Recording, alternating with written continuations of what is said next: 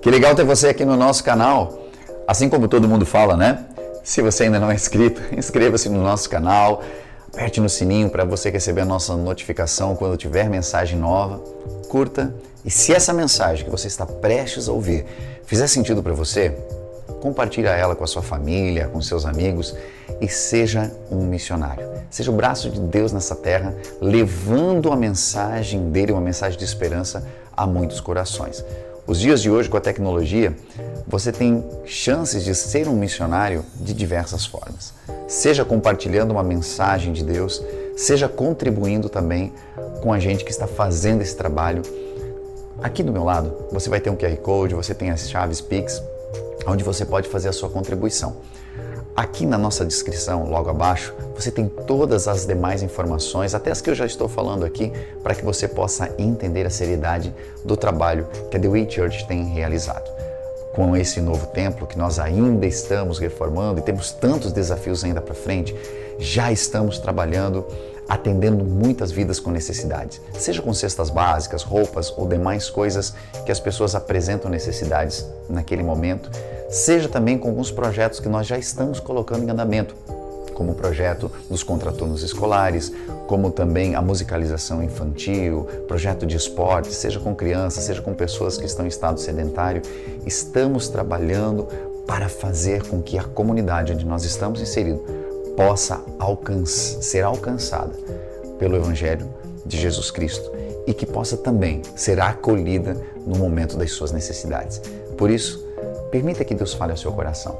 E se isso fizer sentido para você, contribua conosco. Agora, preste bastante atenção. Deus tem uma palavra para o seu coração e eu tenho certeza que ela vai mudar a sua vida. Que Deus abençoe. Quero aproveitar que você está de pé e fazer uma leitura bíblica com você, que está escrito no segundo livro das Crônicas. Isso está no Antigo Testamento, um livro histórico, um livro que conta a história de reis. E o segundo livro das Crônicas, no capítulo 20, tem um texto inspirador para nós essa manhã. O texto que fala de um rei, o texto que fala de um grande desafio e o texto que fala sobre uma grande vitória. Segundo livro das Crônicas, no capítulo 20, dos versos 1 em diante. Eu vou ler no princípio até o versículo de número 4. O texto bíblico diz: mais tarde os exércitos dos reis de Moabe, de Amon, dos Meunitas, declararam guerra a Josafá e ao povo de Judá. Então informaram a Josafá: um enorme exército está vindo de além do Mar Morto, da Síria, de Hazazon-Tamar, isto é, En-Gedi. Josafá ficou muito perturbado e ele resolveu pedir ajuda ao Senhor e anunciou um jejum a todo o povo de Judá. Pessoas de todas as cidades vieram a reunir-se em Jerusalém para buscar a ajuda do Senhor. Amém, queridos? Amém? Obrigado por estar de pé. Você pode acomodar-se neste momento.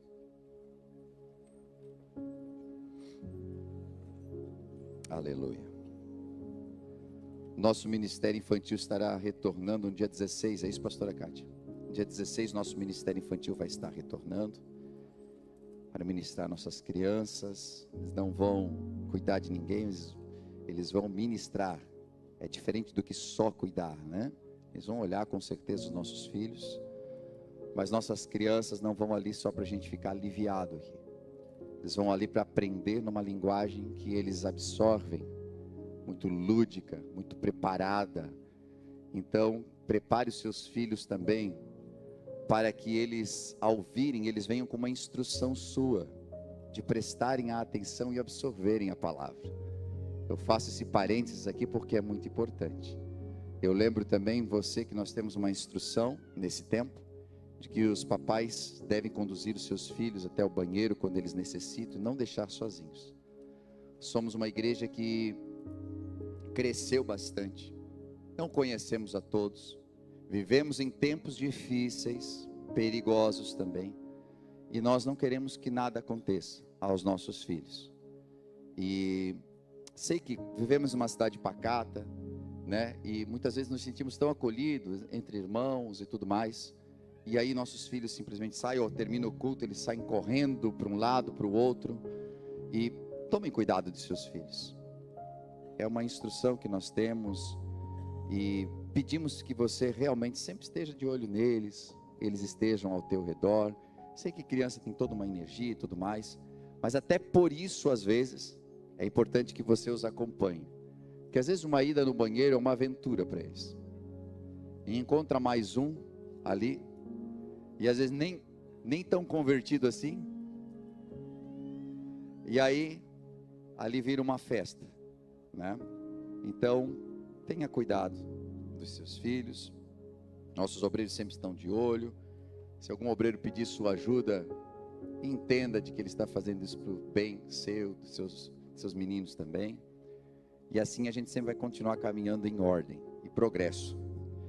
Queridos, nós estamos num culto de Santa Ceia.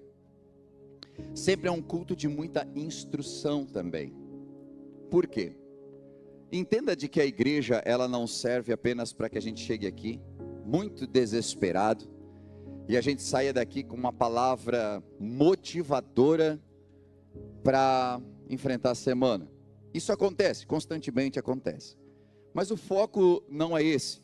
Não é te dar um paliativo, não é injetar em você um ânimo que dure uma semana, mas é criar em você uma dinâmica que você torne-se como um dínamo. E esse dínamo, o que ele é? Ele é um aparelho que ele produz energia pelo seu próprio movimento. A ideia é que você pegue a palavra e essa palavra faça tanto sentido dentro de você, que você caminhando sinta suas forças renovadas. Nós chegamos na igreja, nós temos um partilhar aqui. Esse partilhar é maravilhoso, ele é necessário, ele é bíblico inclusive, de que nós devemos estar em comunhão, em comunidade. Porém, eu não posso depender apenas de chegar aqui e viver o evangelho aqui dentro. Eu preciso viver ele na íntegra, em todo o tempo. Porque as maiores batalhas não acontecem aqui dentro, elas acontecem ali fora. Perceba que a gente sai todo animado num domingo e quando chega na segunda-feira já nos rouba a bênção às vezes. E nós não temos a capacidade muitas vezes de gerar energia suficiente para continuar na caminhada. E já chutamos o balde, chutamos, né, o nosso altar que estava tão edificado e bonito.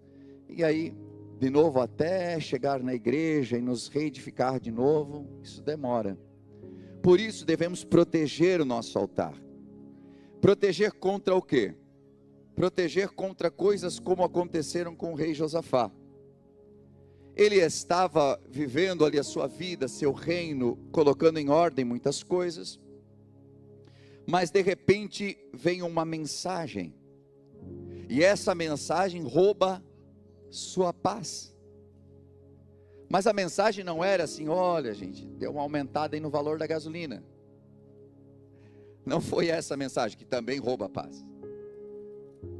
Porque agora vai ficar mais caro aquilo, ou porque mudou isso, ou porque... Não foi esse tipo de mensagem. Simplesmente foi: tem 3 exércitos vindo contra nós. Nós não conseguimos entender o teor disso, porque vivemos num país pacífico em relação a guerras. A guerra que mais nos vem à mente neste momento talvez seja o que está acontecendo entre Rússia e Ucrânia, que ainda é uma guerra. Israel e o Hamas, não é nem o povo árabe, mas os terroristas do Hamas.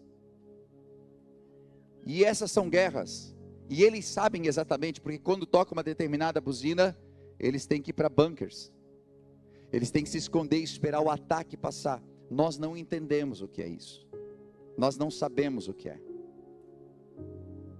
Mas eu quero que você imagine que de repente chega uma notícia que rouba a paz, a esperança, o centro deste homem. Porque são 3 exércitos vindo contra um exército. Ele estava reedificando muitas coisas e daqui a pouco ele precisa preparar homens de guerra para defender sua cidade. Nós não conseguimos imaginar cenas de guerra, das guerras deste tempo. Esses povos, eles não serviam a Deus. Estes povos, eles não tinham pingo de misericórdia com nada e com ninguém. E quando essas guerras aconteciam, eles devastavam os povos. E os que sobravam, quando sobravam, eram escravizados, ou colocados sobre pesados jugos. E quando eu digo isso, eu quero que você entenda de que de vez em quando na nossa vida nós recebemos algumas mensagens.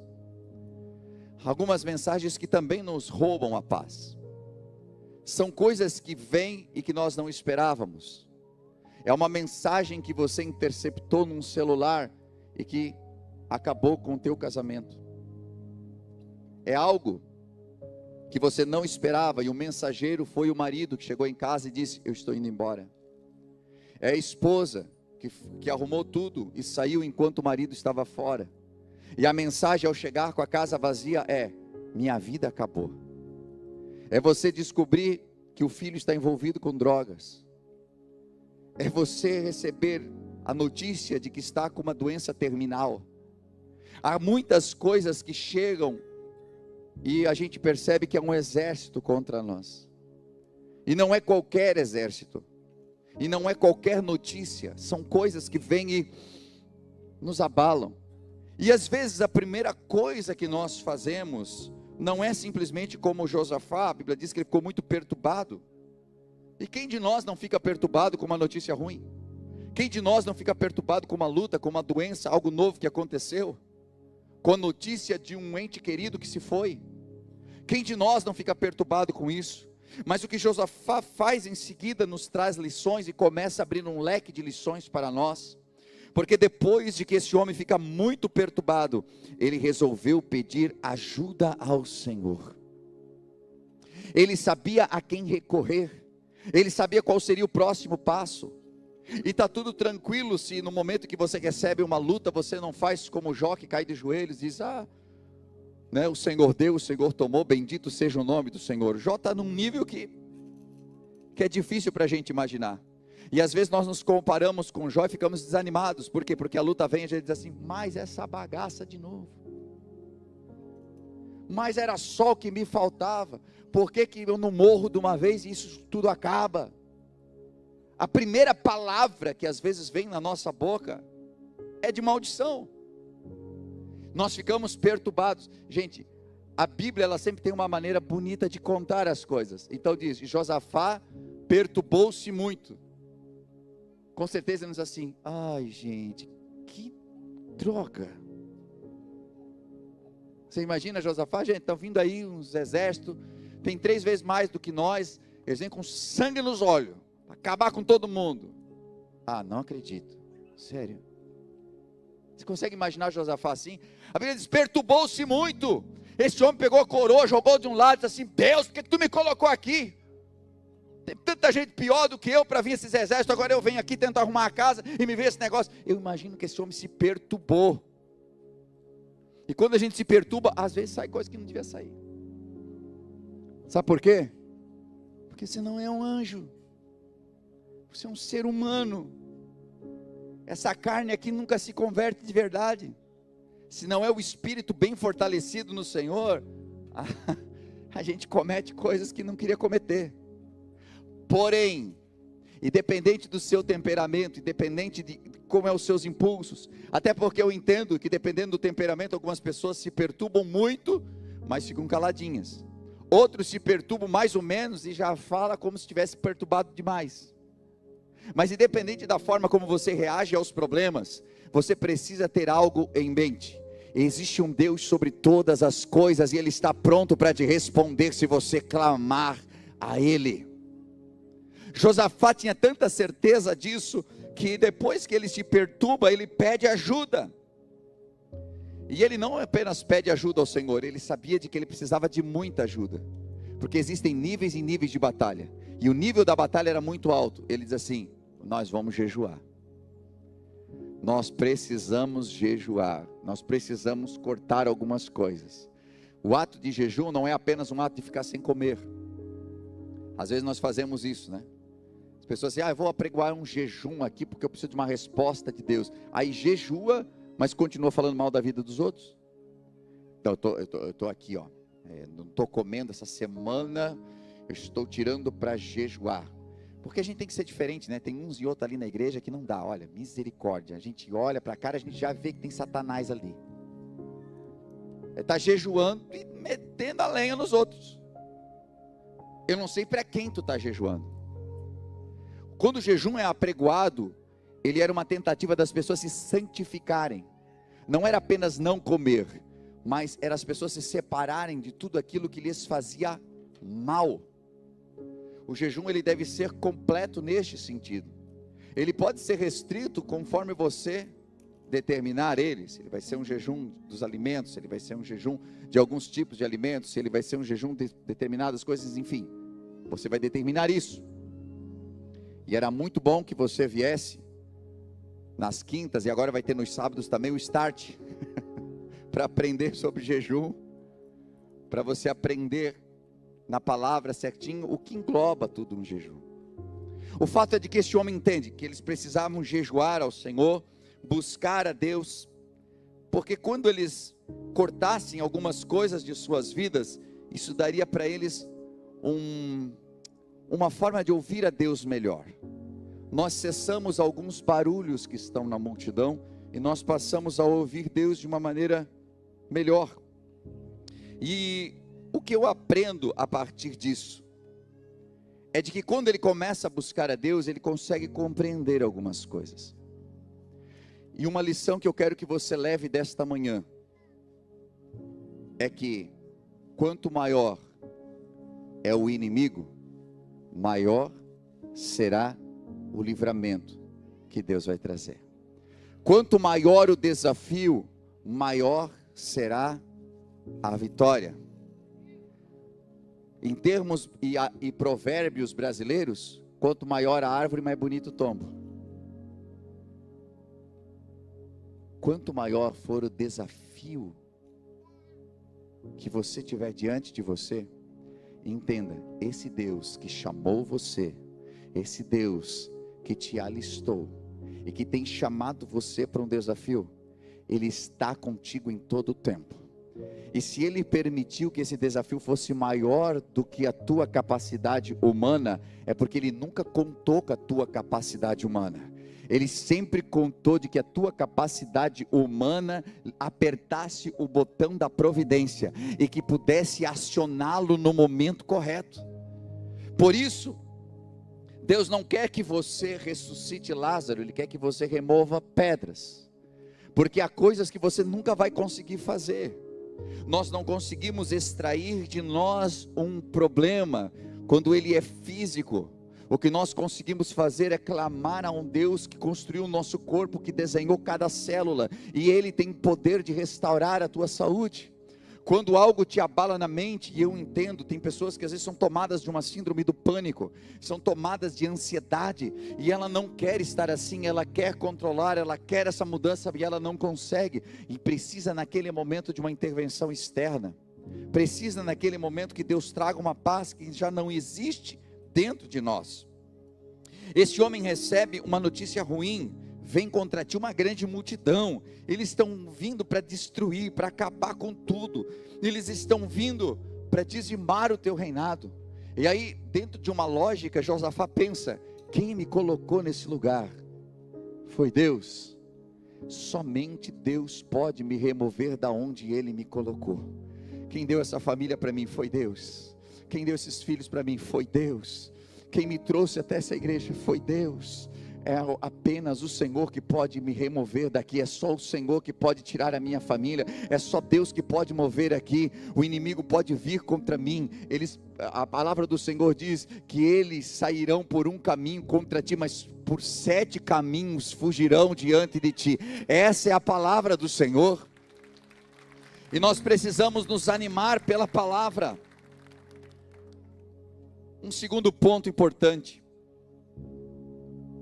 depois que a lambada vem, vá buscar ao Senhor. Às vezes nós já saímos de primeira contando para os outros o problema, compartilhando com quem nem vai conseguir te ajudar. Meu Deus, eu soube que me roubaram, caí numa desgraça de alguém que me lesou, alguém que essas armadilhas que acontecem aí pela internet, né, num golpe. E a primeira coisa, às vezes, nós não clamamos a Deus, nós compartilhamos com as pessoas. Nós compartilhamos às vezes com pessoas que não conseguem nos ajudar e nos colocam cada vez mais para baixo. Nós estamos numa disputa, numa luta, e aquela coisa vai para o judicial, e alguém diz assim: isso aí já vi tanto acontecer. É perdido, tá? É perdido. Você se anima com uma palavra dessa? Não. Por isso que nem tudo a gente deve compartilhar, e principalmente com quem não tem estrutura de ouvir. Tem coisas que nós devemos ir direto para Deus, direto para o Senhor. Mas me perturbou demais. Viva a tua perturbação, dá os teus gritos, chora o que tem para chorar, mas vai para os pés do Senhor. Josafá, ele nos ensina isso. Ele não deixou de ter medo, ele não deixou de entender de que era um grande desafio, ele não deixou de lado o fato de que sim, poderia haver essa guerra, mas ele vai e humilha-se diante do Senhor. A Bíblia diz que ele vai buscar a Deus, ele apregoa um jejum, e ele não diz assim: gente, vocês precisam jejuar aí, viu? Isso é coisa do pecado de vocês. Ele não jogou a culpa em ninguém, porque às vezes quando o problema vem, a gente já procura quem é o culpado. É um outro problema. É tão fácil a gente criar um problema em cima de um problema. Vem uma luta, levanta-se alguma coisa, o carro quebrou, enfim, aconteceu alguma coisa em casa, e a gente já procura. Não, isso aí deve ser porque você... Olha, eu falei que ia acontecer. Falou, foi nada. Mas neste momento a pessoa joga rapidamente a culpa sobre outro. Josafá podia dizer: gente, isso aí é os anos e anos de pecado que vocês cometeram, eu estou tentando colocar a casa em ordem. Deus sabe que eu tento ser o melhor, mas vocês são tudo umas carniças, e aí a gente está nessa situação agora. Não. Ele olha para eles assim: gente, me ajuda a jejuar. E ele vai clamar ao Senhor, ele vai para os pés do Senhor. Nós temos que parar de encontrar culpados, porque às vezes nós mesmos o somos, às vezes as pessoas até são culpadas, mas Deus não nos colocou nessa posição. Você já parou para pensar que quando a gente olha a história do Éden, Jardim do Éden, né? E que a gente começa a analisar bem a coisa, quem foi que mordeu o fruto proibido pela primeira vez? Foi Eva, certo? Aí ela vem e diz para Adão o quê? Danada, o Senhor disse que morria, mas estou aqui vivinha.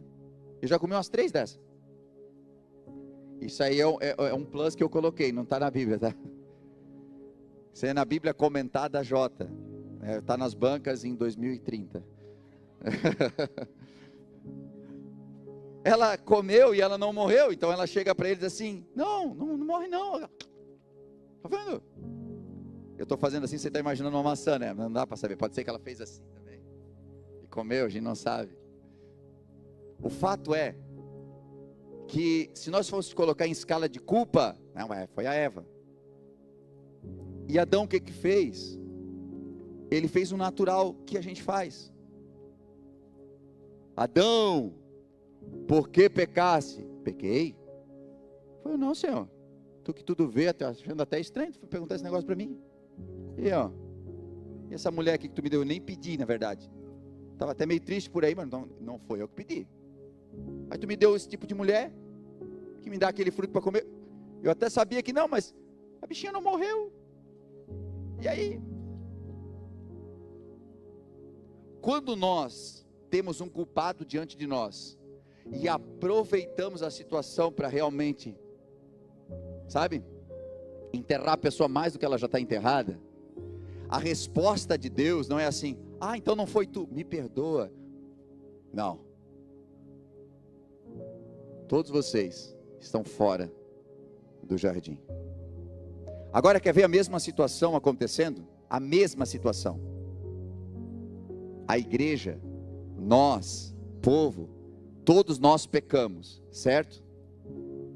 Aí Deus Pai chega e diz assim: todos vocês pecaram, destituídos estão da glória de Deus.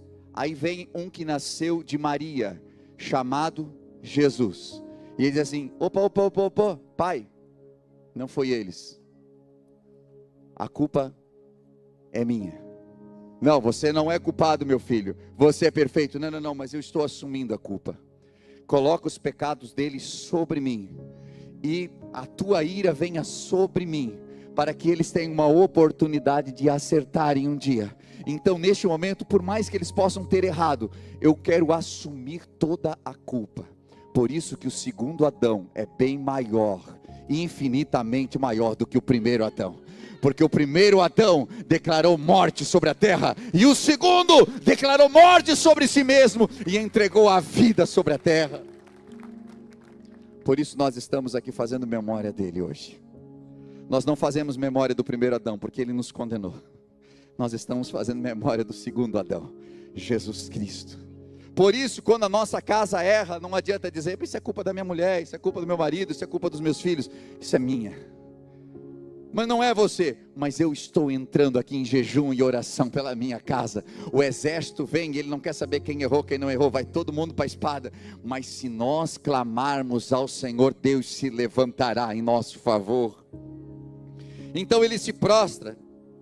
Segundo Crônicas, capítulo 20 e versículo 5, vai dizer que ele vai prostrar-se agora diante do Senhor, e ele vai clamar, e ele vai pedir ao Senhor, e ele vai fazer uma das orações mais centradas do capítulo 6 em diante. Ali de José se colocou em pé em meio da congregação de Judá e de Jerusalém, no pátio novo do templo do Senhor, versículo 6, e fez essa oração: ó Senhor Deus de nossos pais, o único Deus que está nos céus, aquele que governa todos os reinos da terra, força e poder estão em suas mãos, quem pode resistir ao Senhor? Verso 7, o nosso Deus, porventura o Senhor não expulsou os habitantes que moravam nessa terra diante de Israel, seu povo? Não foi o Senhor que deu essa terra para sempre ao seu amigo Abraão, a terra onde eles estavam? O seu povo passou a morar aqui, construir esse santuário, honra ao seu nome, dizendo, ele estava diante do templo fazendo essa oração: se enfrentarmos alguma calamidade como guerra, doença, fome, nós nos colocaremos aqui diante desse templo onde o Senhor mora, e clamaremos ao Senhor para salvar-nos em nossa angústia, e o Senhor nos ouvirá e nos salvará. Agora pois, veja que estão aqui os exércitos de Amon, de Moabe, de Edom, e o Senhor nos permitiu que nossos pais, não permitiu que nossos pais invadissem aquelas nações quando Israel saiu do Egito. Por isso os israelitas se desviaram deles e não os destruíram, ou seja, nós tivemos misericórdia. Veja agora como eles me retribuem, pois vieram para expulsar-nos da terra que o Senhor nos deu por herança. É nosso Deus, e o nosso Deus, o Senhor, não vai julgá-los. Não temos condições de enfrentar esse exército poderoso. Olha o que ele diz aqui: nós não temos condições de lutar contra, não sabemos o que fazer, mas nós estamos olhando para o Senhor. Versículo 13, todo o povo de todas as partes de Judá estava em pé diante do Senhor, com suas mulheres, com seus filhos e com as crianças de colo, até os bebês, que às vezes a gente pensa assim, não, eles estavam ali diante do Senhor junto com os seus pais. Então o Espírito do Senhor veio no meio da assembleia sobre Jezael, filho de Zacarias, neto de Benaía, bisneto de Jeirel, trineto de Matanias, levita, que era ascendente de Asaf, o cantor. O 15, ele disse: escutem-me todos vocês, povo de Judá e de Jerusalém.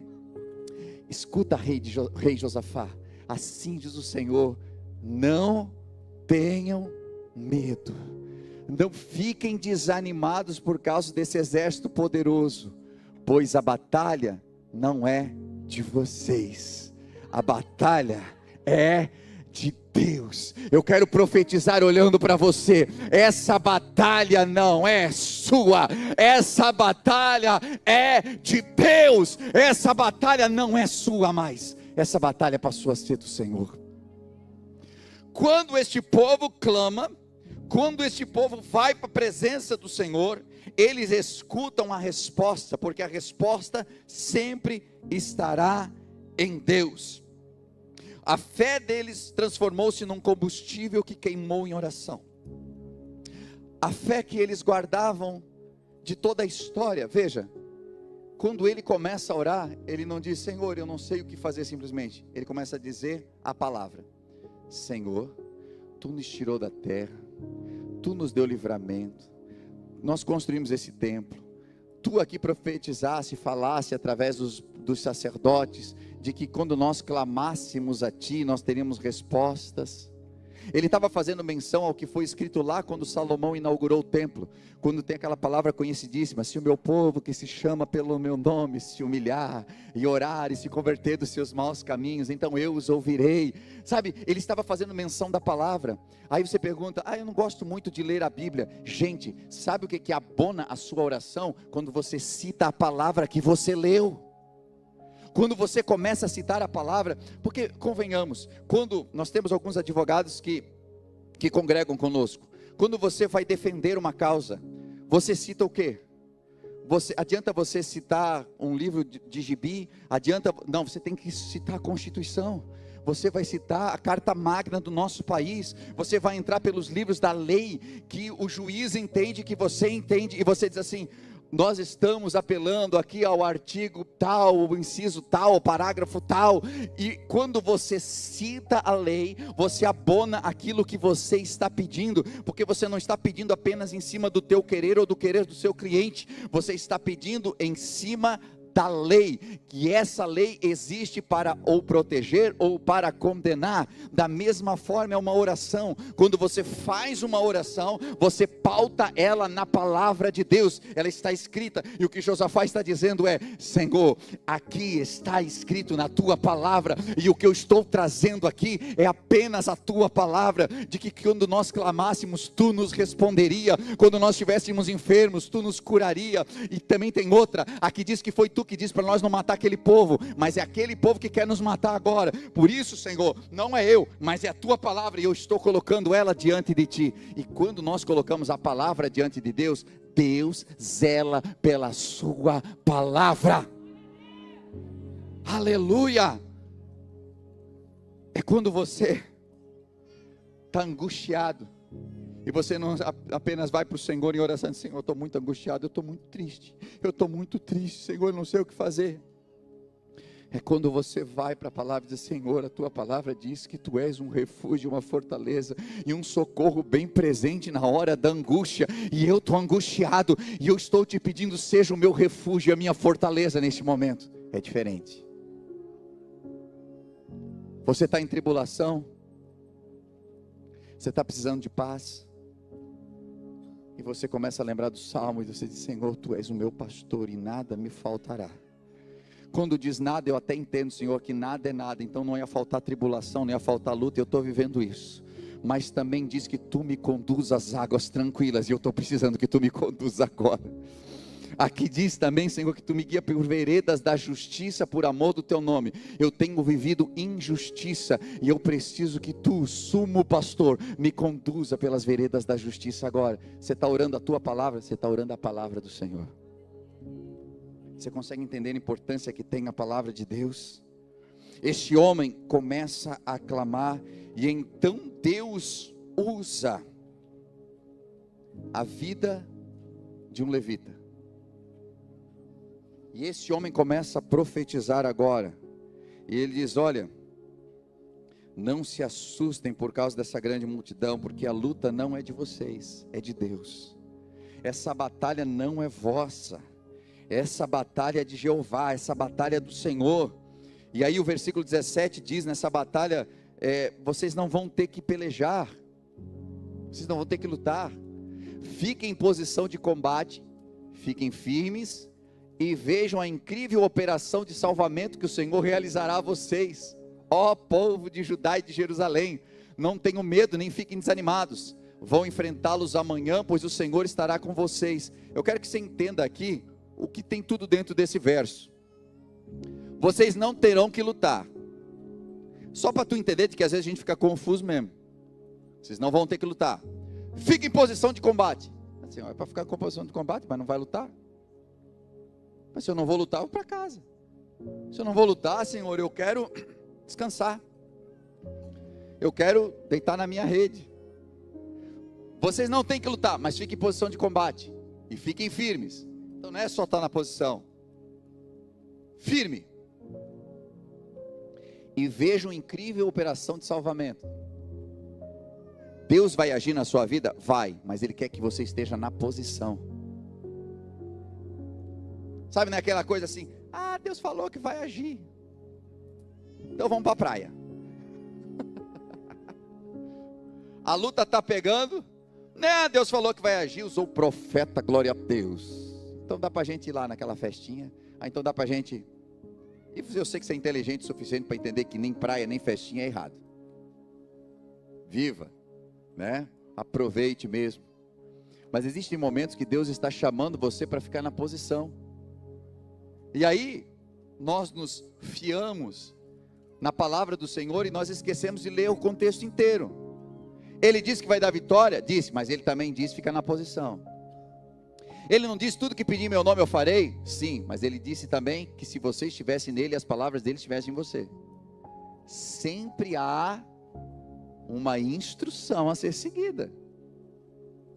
E se você estiver fora da instrução, a vitória não vem, ela não chega. Fiquem na posição. Verso 18. Então o rei Josafá inclinou-se com o rosto em terra, todo o povo de Judá e o povo de Jerusalém fizeram a mesma coisa, adorando ao Senhor. 19. Depois que eles adoraram, olha só, depois os levitas descendentes da família de Coate e da família de Coré, levantaram-se para louvar o Senhor, o Deus de Israel, com hinos de louvor em alto som. Segura um pouquinho aqui. A família de Coate e a família de Coré. Se você voltar lá em Moisés, lá no Pentateuco, a família desses caras foi engolida pela terra, porque murmuraram contra Deus. Só que alguns destes, por estarem no louvor, por estarem na adoração e no serviço de Deus, eles não estavam com a sua família no momento que a terra se abriu e eles foram engolidos, por murmurarem. Mas eles foram proibidos de entrar no templo durante todo um espaço de tempo, desde Moisés até que Davi veio e restaurou todas as coisas. Esses caras aqui, os filhos de Coré, são aqueles que escreveram o Salmo 42, que diz assim: por que estás abatido, ó minha alma? Por que te perturbas dentro de mim? A continuidade do Salmo diz: eu me lembro quando eu ia com a multidão para adorar ao Senhor. O que eles estavam lembrando naquela época era do momento que eles estavam na presença de Deus, e agora eles não podiam mais por causa dos pecados, dos erros que foram cometidos. Mas aqui, depois que eles foram restaurados, eles estão numa posição tão de privilégio, que o Senhor lhes dá a oportunidade de se levantar para louvar a Deus de Israel antes da batalha. O que eu quero dizer para você é que talvez você já tenha vivido um tempo onde você pecou, onde você falhou e as coisas te afastaram da presença de Deus. Mas se você buscar, Deus vai restaurar a tua posição, Deus vai restaurar o lugar da onde você caiu, Deus vai restaurar teu casamento, Deus vai restaurar a tua vida, Deus vai restaurar o teu ministério, o teu chamado. A grande prova estava nesse versículo. Deus restaurou a vida daqueles homens, e eles então se levantaram e adoraram ao Senhor. Vamos dar continuidade. Bem cedo na manhã seguinte, o exército de Judá saiu para o deserto de Tecoa. No caminho, Josafá parou e chamou a atenção deles. Escutem-me, ó povo de Judá e de Jerusalém, disse ele. Creiam no Senhor seu Deus e vocês terão sucesso.